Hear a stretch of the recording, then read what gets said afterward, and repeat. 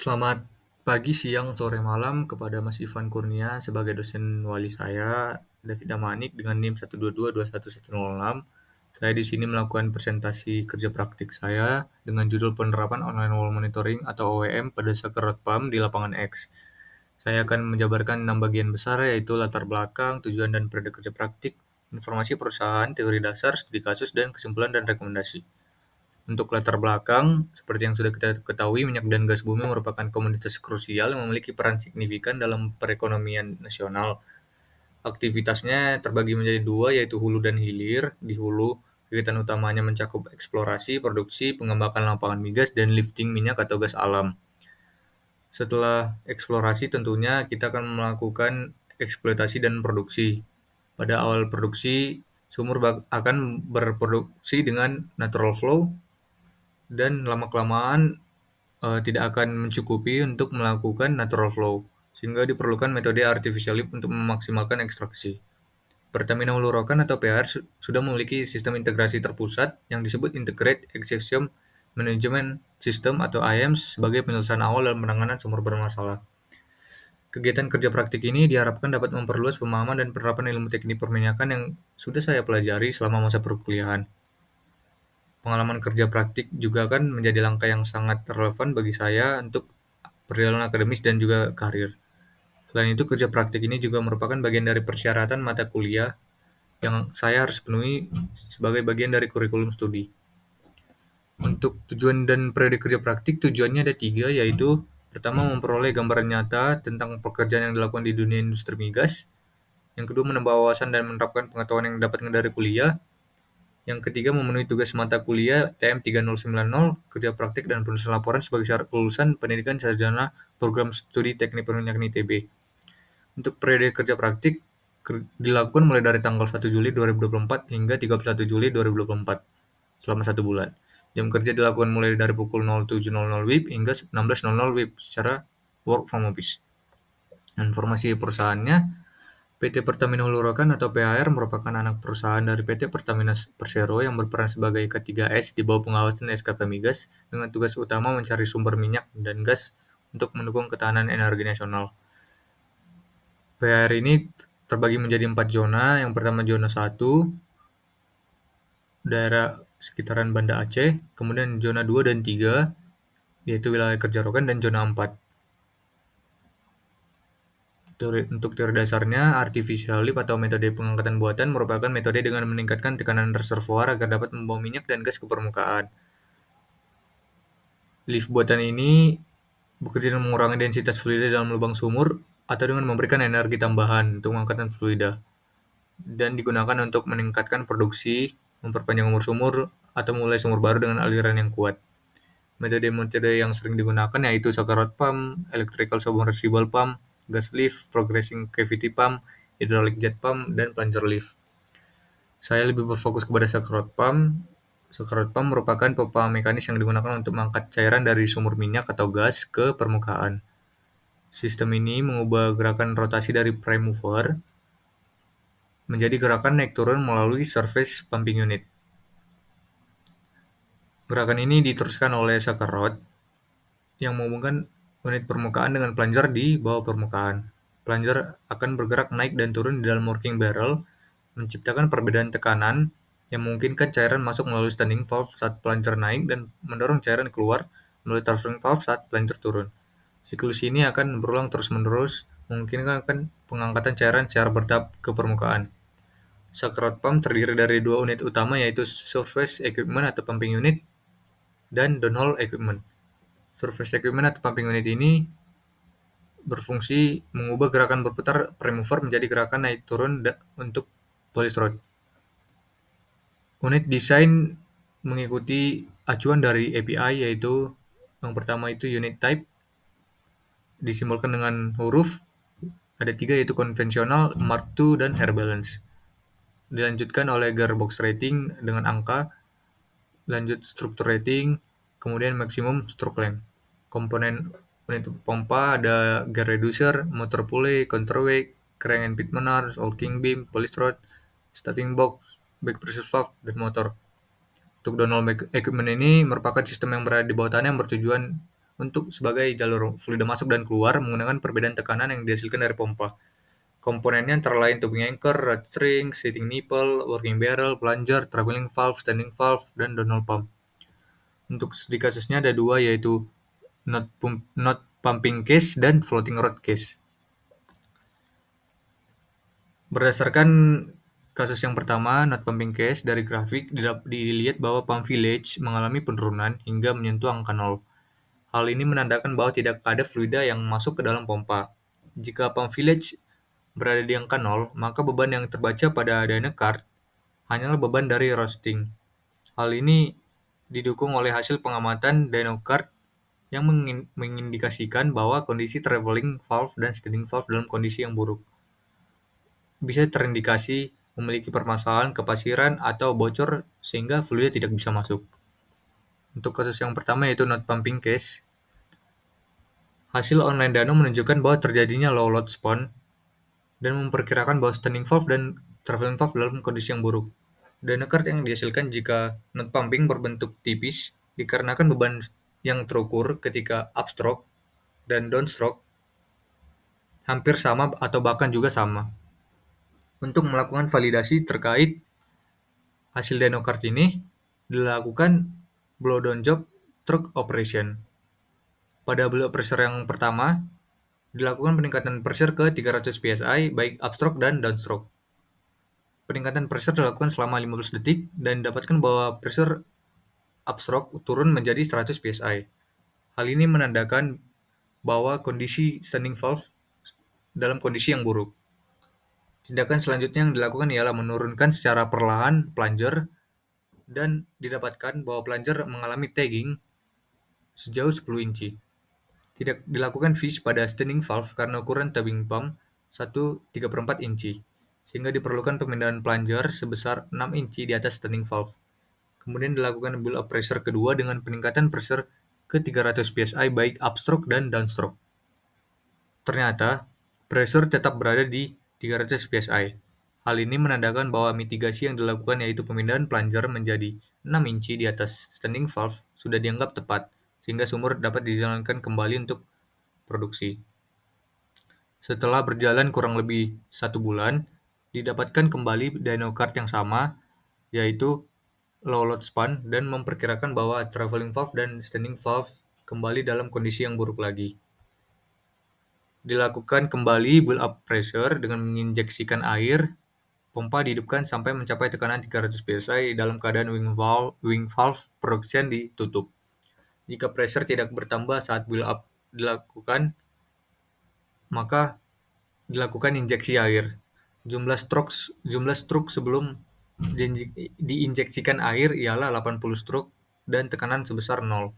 Dengan injeksi air jumlah stroke sebesar 2 stroke dan tekanan sebesar 350/10 sampai 350/50 dengan final pressure yaitu 20/30. Hasil ini menunjukkan bahwa kondisi traveling valve dan standing valve dalam kondisi buruk. Diperlukan validasi kembali dengan blow down job pada sumur untuk memastikan kondisi pompa. Dilakukan pemeriksaan kondisi H2S di sekitar sumur dan didapatkan bahwa kadar H2S sebesar 0 ppm. Kemudian dijalankan pressure upstroke dan didapatkan sebesar 0 psi dan downstroke sebesar 5 psi. Kondisi awal ini sudah dicurigai sebagai sucker rod unscrew. Langkah selanjutnya dilakukan build up pressure dan didapatkan upstroke sebesar 0 psi dan downstroke sebesar 5 psi selama 15 detik.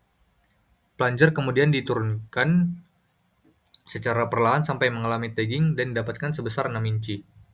Usaha rescrew dilakukan oleh operator selama beberapa kali tetapi tidak berhasil. Rod mengeras secara tiba-tiba ketika berputar yang kemungkinan bahwa rod string berbeda. Kemudian rod string diletakkan 6 inci di atas top fish dan dilakukan install ulang polish rod clamp.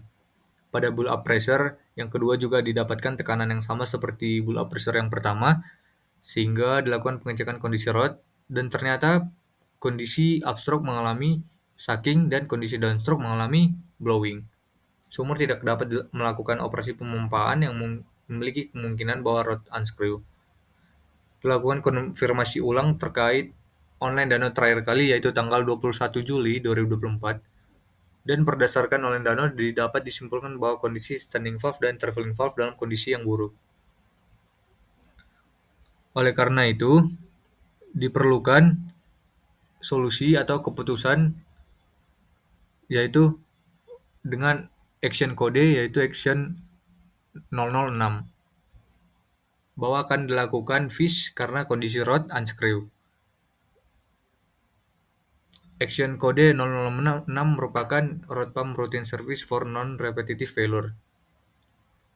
Didapatkan bahwa rod unscrew after blowdown job dengan run life 648 hari dan secara historical lubang sumur clean.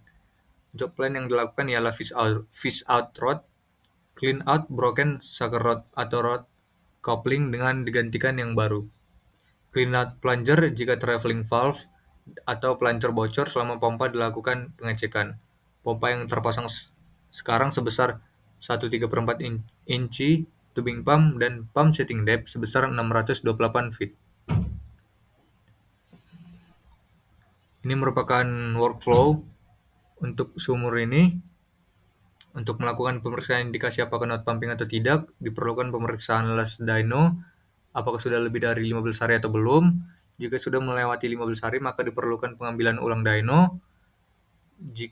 Dan jika belum melewati 15 hari, maka langsung dilakukan pemeriksaan apakah pompa sudah termasuk ke pump off dengan pump village 1-95% atau masih dalam kondisi yang baik.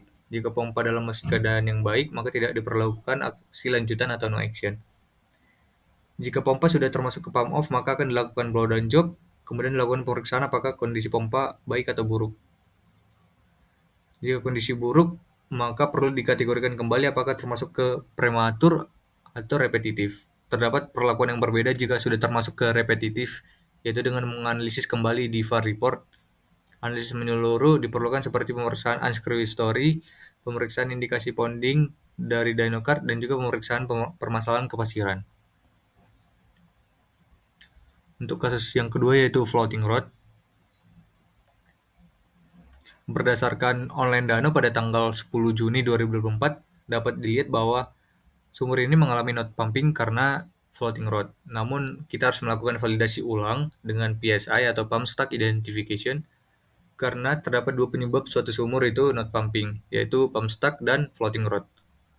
Dilakukan pemeriksaan pressure dan temperatur dari wellhead untuk mempertimbangkan action apa yang dilakukan selanjutnya. Hasil dari pump stack identification ialah unsukses dan permasalahan yang terjadi ialah floating. Posisi pompa ketika stuck ialah full upstroke atau ketika sepenuhnya berada di posisi upstroke. Ketika posisi upstroke, seharusnya beban yang terukur ialah beban fluida yang sudah masuk melalui standing valve ditambahkan dengan beban dari rod string itu sendiri. Namun berdasarkan online dano pada 10 Juni 2024, beban yang terukur hanyalah rod string. Didapatkan exception sinyal yaitu non-repetitive, subsurface well done, pump stack, dan ditemukan bahwa floating rod suspect unscrew dan PSI unsukses. Tindakan yang harus dilakukan ialah blowdown job dan juga backwash tubing. Sehingga diperlukan solusi atau action yang harus dilakukan, yaitu yang pertama, menginstal 2/3/4 tubing pump with on-off tool. Yang kedua, pull plunger and standing valve at top pump barrel nipple extension. Yang ketiga, if found unscrew, screw rod string. Yang keempat, flush stroke tubing. Yang kelima, if standing valve could not be fished out, circulate water from annulus to tubing. Yang keenam, test pump and POP. Untuk workflow-nya, yaitu tindakan awal ketika menjumpai online dano berbentuk floating rod, maka harus dilakukan validasi ulang dengan PSI atau Pump Stack Identification. Jika sukses, maka tidak diperlukan aksi selanjutnya. Sedangkan jika unsukses, diperlukan pengkategorian apakah sudah repetitif atau masih prematur. Masalah yang terjadi pada sumur ini ialah masih prematur, sehingga tindakan selanjutnya ialah pemeriksaan apakah unscrew atau screw. Faktor-faktor seperti sand fill dan run life juga harus diperhatikan. Sumur ini memiliki sand fill lebih kecil dari 10 feet, sehingga hanya memerlukan tindakan blowdown job. dan change polish rod. Namun jika terdapat kasus sandfill yang lebih besar dari 10 feet dan run life lebih besar sama dengan 100 hari, maka diperlukan penggunaan rig. Kesimpulan dan rekomendasi. Kesimpulannya, yang pertama, berdasarkan hasil online dyno dan kondisi performa dari tiap sumur, disimpulkan well X1 mengalami not pumping unscrew after BDJ atau blow down job. Kemudian yang B, well X2 mengalami floating rod. Untuk yang kedua, berdasarkan hasil analisis, dilakukan keputusan tindakan sebagai berikut. A. Well X1 perlu dilakukan blow down job dan build up pressure. Well X1 perlu dilakukan routine service dan fish rod. Well X2 perlu dilakukan PSI atau pump stack identification. Well X2 perlu dilakukan blow down job dan change polish rod. Dan yang terakhir, well X2 perlu dilakukan injeksi air melalui anulus ke tubing string. Dan untuk rekomendasi dari saya merekomendasikan ada 4 poin, yaitu yang pertama, penerapan sensor di downhole sehingga dapat menganalisis lebih dalam pressure bottom hole yang bertujuan agar lebih cepat dalam mitigasi masalah kebocoran valve atau tubing. Yang kedua, pemberian materi kepada petugas kebersihan, yaitu petugas memotong rumput sekitar sumur, terutama sumur yang terpasang RPOC atau Rod Pump Controller, agar lebih memperhatikan kabel-kabel saat melakukan pemotongan rumput. Yang ketiga, pertimbangan pemasangan RPOC yang lebih masif untuk meningkatkan run life sumur. Yang keempat, pemberian materi kepada operator mitra kerja ataupun service company terkait jenis-jenis dyno card sehingga lebih memahami permasalahan yang sedang terjadi. Berikut merupakan referensi yang saya gunakan. Sekian dari saya, David Damanik, 122-21106. Saya mengucapkan terima kasih kepada Mas Ivan Kurnia sudah meluangkan waktunya untuk menghadiri presentasi kerja praktik saya. Saya ucapkan banyak terima kasih dan mohon maaf jika ada tutur kata saya yang salah.